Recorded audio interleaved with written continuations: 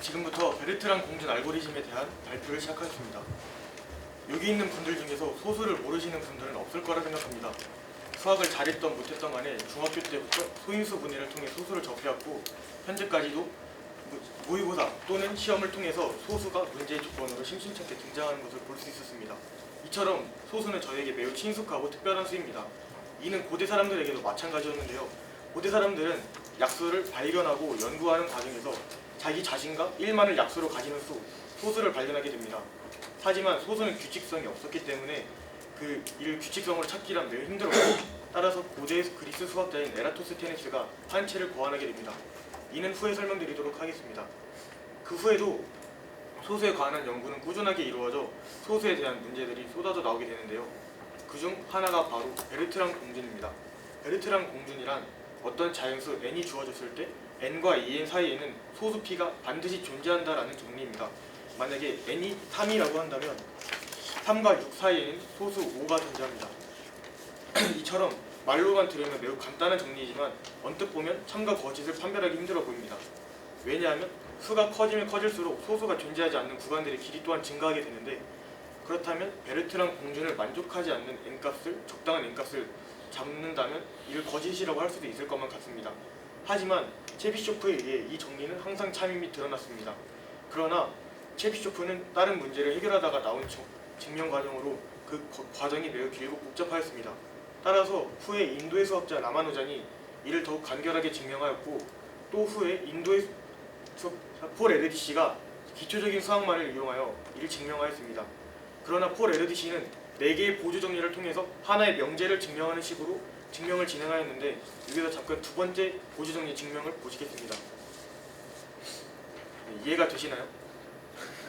기초적인 수학만을 사용하였다고 하나 저희는 아직 기초적인 수학을 다 배우지도 못하였기 때문에 이를 이해하기는 어려울 수도 있습니다. 하지만 후에 확률과 통계 심화 과정을 배운다면 이를 확실히 이해할 수 있다고 합니다. 다음으로는 저희가 구현한 베르트랑 공준 알고리즘에 대해 설명하겠습니다. 저희가 구현한 프로그램은 어떤 n값이 주어지면 n과 2n 사이에 있는 소수들의 개수를 출력하는 것입니다. 따라서 저희가 계속 입력을 넣었을 때 그 출력값이 0이 아니라면 베르트랑 공준이 항상 참이라는 소리겠죠? 그 다음에 베르트랑 공준의 증명 이해는 방금 힘들었을지는 몰라도 이를 알고리즘으로 구현하는 것은 매우 쉽습니다.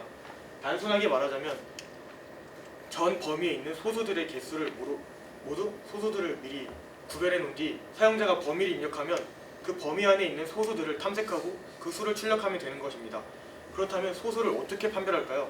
소수 판별 알고리즘은 그 종류가 매우 다양합니다. 하지만 저희는 그중 가장 단순한 에라토스테네스의 채를 사용하였습니다. 여러분들 혹시 에라토스테네스의 채 다들 알고 계신가요? 모두 중학교 때 교육과정으로 배우셨을 텐데 모르실 거라 생각하기 때문에 다시 한번 설명해 드리겠습니다. 우선 범위 안에 있는 수를 나열을 합니다. 그 다음에 나열한 수 중 가장 작은 수인 2를 소수로 설정을 하고 2의 배수를 모두 지워줍니다.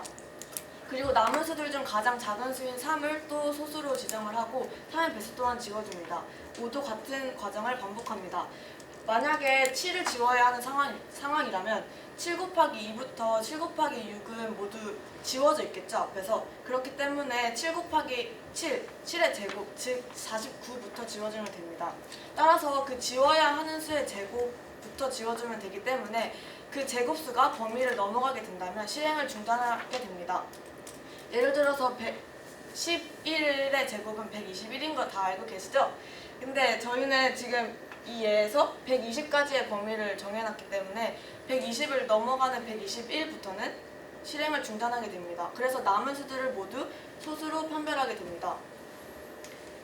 다음으로 저희가 구현한 베르트랑 공준 알고리즘에 대해서 다시 한번 설명해 드리겠습니다. 가장 먼저 적당한 길이의 배열을 전역 변수로 선언합니다. 전역 변수로 선언한 이유는 전역 변수로 선언을 하게 되면 인덱스의 데이터의 값이 모두 0으로 초기화되기 때문입니다. 이것은 아까 보여드렸던 에라토스테네스의 채에서 처음에 수를 모두 나열한 것과 같은 역할을 한다고 보시면 됩니다. 그리고 변수들을 선언 및 초기화를 해주고 다음 이 반복문을 이용해서 소수를 판별합니다. 이 반복문은 가장 마지막 배열의 마지막 수의 제곱근보다 작거나 같을 때까지 시행하게 됩니다.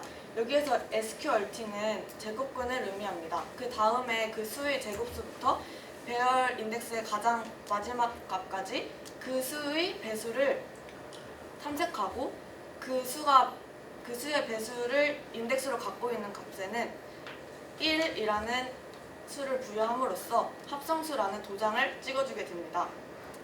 그러나 이미 합성수로 판정이 된 값, 즉 인덱스의 데이터의 값이 1로 되어 있는 값에는 다시 판별할 필요가 없겠죠. 왜냐하면 합성수 이미 드러났기 때문에. 그렇기 때문에 다음 반복문을 이용해서 다음 인덱스의 데이터의 값이 0인 곳을 찾습니다.